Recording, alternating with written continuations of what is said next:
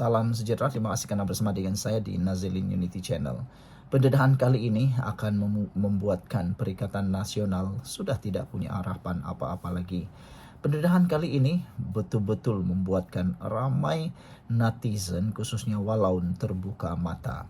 Mungkin dijangkakan, kata netizen, lebih daripada 100.000 orang atau 300.000 orang penyokong PN akan beralih keluar parti menyokong Anwar Ibrahim atau pimpinan Perdana Menteri ataupun Kerajaan Perpaduan.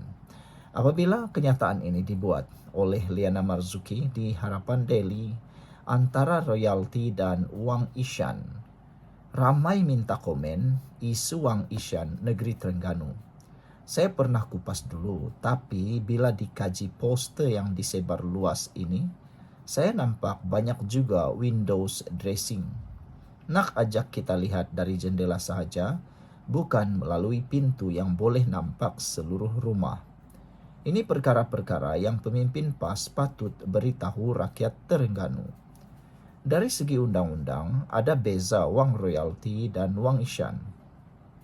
Mengikut Akta Wilayah Laut 2012, kalau minyak tu dicari gali dalam 3 batu nautika dari pesisir pantai, negeri akan dapat bayaran royalti. Lebih dari 3 batu nautika minyak itu dah jadi hak persekutuan. Terpulang kepada kerajaan nak beri Wang Ishan. Undang-undang ini bukan parti lawan depa buat. Ini konvensyen antarabangsa yang ditetapkan oleh PBB, terpakai di seluruh dunia. Disebabkan cari gali minyak Terengganu itu berlaku di luar pesisir pantai negeri, makanya itu bukan wang royalti. Mengikut akta yang ada, hanya Wang Ishan kepada kerajaan negeri. Yang kerajaan persekutuan boleh guna as carrot and stick. Kedua, ini bukan perkara baru. Tun Dr. Mahathir Mohamad dulu lagikan pula. Masa memerintah 22 tahun 1990-an, bila PAS rampas Terengganu, Tun Mahathir langsung hentikan bayaran Wang Ishan. Masa tu Akta Laut Wilayah pun tiada lagi. Sesen pun tak diberi, alasan undang-undang pun tak diberi. Cuma masa dia Perdana Menteri ke-7, kita tahu dia nak pikat parti PAS untuk jadi plan B kepada DAP.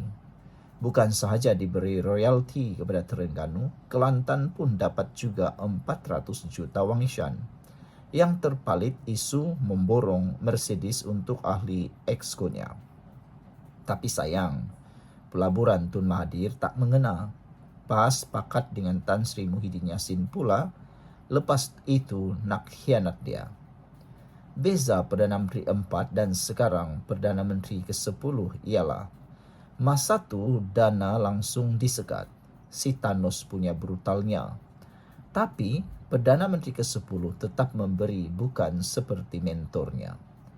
Wang Ishan diberi melalui 2 saluran. Ini diakui sendiri oleh Menteri Besar Terengganu dalam ucapan Belanjawan Negeri 2025.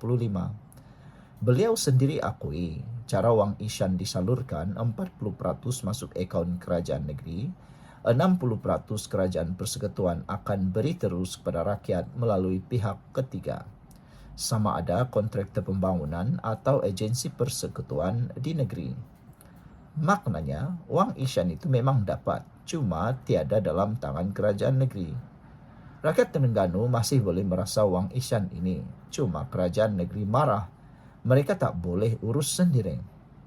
Saya percaya, apa yang kerajaan persekutuan nak buat dengan Wang Ishan adalah peruntukan terus untuk pembangunan dan dana rakyat. Kena tahu ya, selama 8 tahun kerajaan PAS Terengganu memerintah, mereka naikkan tenaga kerja kerajaan dari 7,000 pada tahun 2017 kepada 14,000 tahun 2025, 2 kali ganda dalam sekelip mata. Difahamkan lantikan politik kebanyakannya. Gaji dan allowance sahaja dah 1,4 bilion setahun. Lebih separuh dari hasil yang ada. Itu sangat tidak bertanggung jawab. Yang dapat hanya antara mereka. Peruntukannya rakyat terjejas, untuk rakyat pula terjejas. Saya percaya Kerajaan Terengganu perlu belajar dari sejarah. Masa tak sekufu dengan kerajaan mereka, Daken. Zaman Tun Mahathir dan Perdana Menteri ke-10 pun sama. Masa mereka dalam kerajaan, janganlah kira itu mereka memerintah sesama mereka. Isu royalti atau wang isyan ini dah jadi senjata politik lawan ke atas mereka kerana undang-undangnya tersedia. Daripada menggunakan outcry politik untuk melawan carrot and stick, lebih afdal kerajaan Terengganu bawa perkara ini ke mahkamah. Saman kerajaan persekutuan agar Akta Wilayah Laut dipindah atau dibatalkan. Tegakkan hak mereka di bawah perjanjian 1974. Tapi, masa memerintah Malaysia, ini PAS gagal lakukan. Walau dah memerintah 2 kali, PAS langsung tiada usaha nak betulkan keadaan. Nak tolak dalam Dewan Undangan Negeri baru dibuat tahun 2024. Berbanding Sabah, lama sudah mereka cabar. Sejak tahun 2015, siapa bawa masuk mahkamah. Dinamik mereka juga berbeza sebab ada Perjanjian Malaysia 1963. Windows dressing isu ini takkan bawa ke mana. Anda akan sentiasa be held at ransom oleh kerajaan persekutuan. Dulu, kini dan mungkin selamanya. Kalau kena kawan, okey lagi. Namun, kalau kena lawan, terduduk anda nanti kerana undang-undang belum menyebelahi. Kalau nak urus sendiri dana negeri, eloklah masuk mahkamah. Saya percaya PAS pun tahu itu tindakan paling berhikmah. Tetapi kenapa nak buatnya cukup payah? Sekian untuk kali ini. Jangan lupa tinggalkan komen anda. Salam sejahtera. Terima kasih kerana bersama dengan saya di Nazilin Unity Channel. Siapa yang tak kenal dengan Perikatan Nasional yang kesalahan sendiri beri kepada orang lain? Ini tandanya mereka lemah, kata netizen yang juga merupakan pengikut Anwar Ibrahim. Dalam ruangan komen di media sosial, ramai yang menuduh Perikatan Nasional ini tidak lebih seperti bangau-bangau. Salah sendiri, kelemahan sendiri, diberikan tanggungjawab kepada orang lain pula.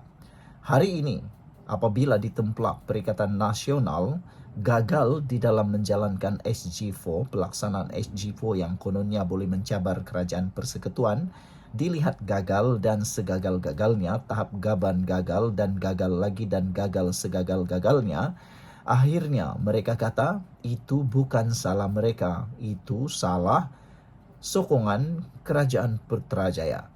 Sebelum kita teruskan, jangan lupa tekan butang subscribe. Siapa yang ada masalah gout, kencing manis, tinggi darah, tekan butang produk yang dalam video ini. Saya tak jual produk, saya hanya kongsikan kepada anda produk yang membantu ramai orang untuk menangani masalah gout, kencing manis dan tinggi darah. Harganya murah, sempena Syawal dan Ramadan ini. Cepat beli selagi stok masih ada.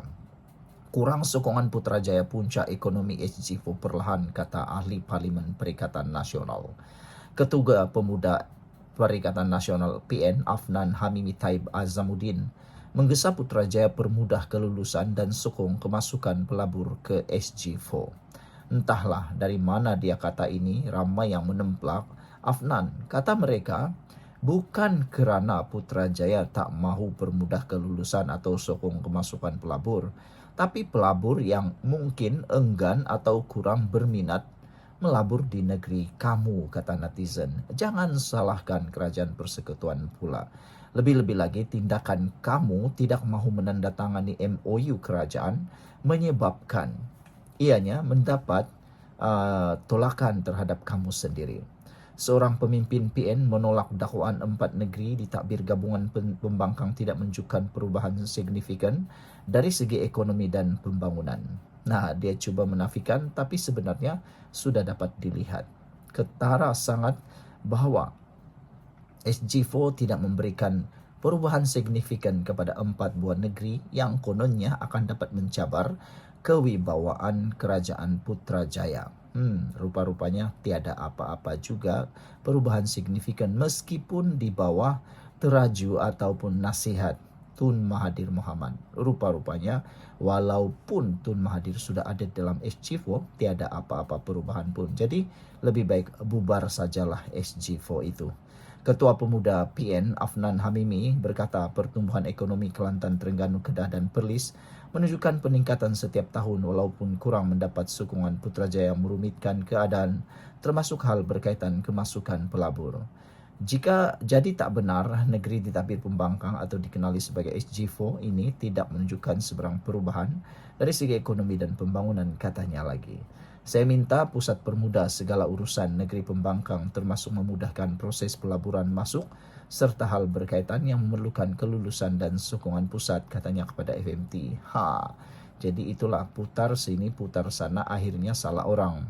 Ahli Parlimen Alosta itu juga berkata, rekod PN mentadbir Putrajaya selama 33 bulan sebelum ini, termasuk menangani isu berkaitan kos hidup rakyat, menunjukkan gabungan tersebut mampu mentadbir dengan baik. Ramai netizen minta buktilah daripada ahli Parlimen Alosta ini. Kata mereka, apa sangatlah kamu punya pencapaian selama 33 bulan mentadbir kerajaan pusat. Yang ada, hilangnya beberapa peruntukan, kata mereka, yang membawa kepada pendakwaan demi pendakwaan kepada pemimpin-pemimpin Perikatan Nasional, khususnya melibatkan Jana Wibawa. Sekian dulu untuk kali ini. Jangan lupa tinggalkan komen Anda, sila tekan butang subscribe dan kita jumpa lagi. Bye-bye.